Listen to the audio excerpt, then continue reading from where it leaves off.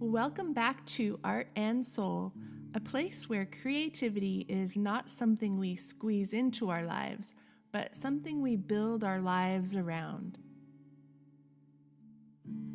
I'm Tristan, and today I want to talk about making space, not in a dramatic, all or nothing way, but in the everyday, lived in way creativity actually happens. Because creativity doesn't usually arrive when everything is perfectly done. It shows up in the middle of the day, in the middle of a mess, in the middle of real life. And one of the most important things I've learned is this: the dishes will get done, the house will get cleaned, but when that creative spark arrives, it's worth listening. That spark is easy to dismiss. We tell ourselves, I'll come back to it later.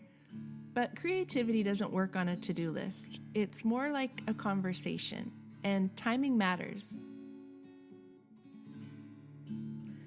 Over time, I've learned to trust that feeling, to pause what I'm doing and say, okay, this matters right now. And interestingly enough, life keeps going. Nothing falls apart. Dinner still happens, and the world doesn't end.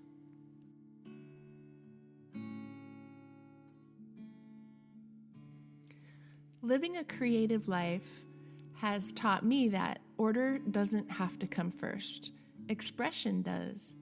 When creativity is honored, everything else finds its rhythm again. Being a creative person also means that the people around you are part of the process. Your partner, your kids, your friends. And over time, they begin to understand that creativity isn't just something you like to do. It's how you function best.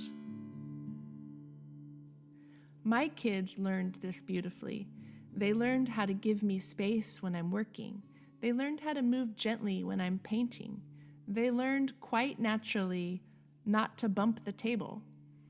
And what's been incredible to watch is how that awareness grew into respect. They saw what focus looks like. They saw dedication. They learned that meaningful work sometimes requires quiet and patience. Those lessons stay with them.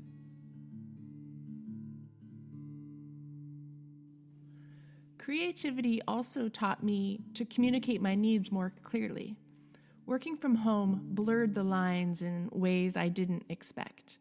Without an office to go to, my work could look invisible, even though it was very real. So I learned to name it, to say, this is work time, or to say, I need uninterrupted space, to say, this isn't a hobby, this is my profession.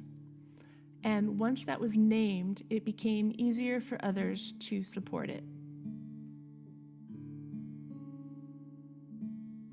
Not everyone creates the same way. Some people recharge through conversation, some through movement, and some through being around others. For me, creativity often lives in solitude.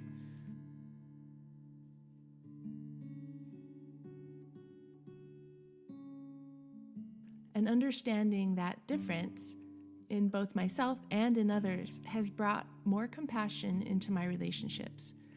It's not about one way being better than the other. It's about learning how different rhythms can coexist.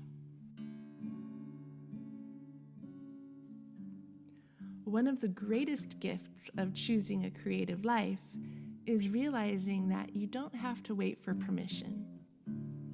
You're allowed to arrange your days around what helps you thrive.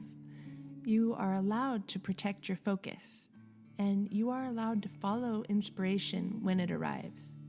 And when you do, something beautiful happens. Your creativity begins to sustain you in return.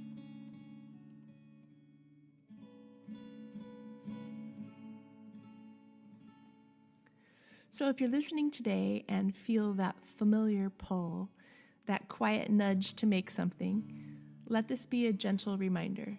You don't have to earn it. You don't have to justify it. You just have to show up. The dishes will still be there, the house will still be standing, and your creativity will thank you for listening.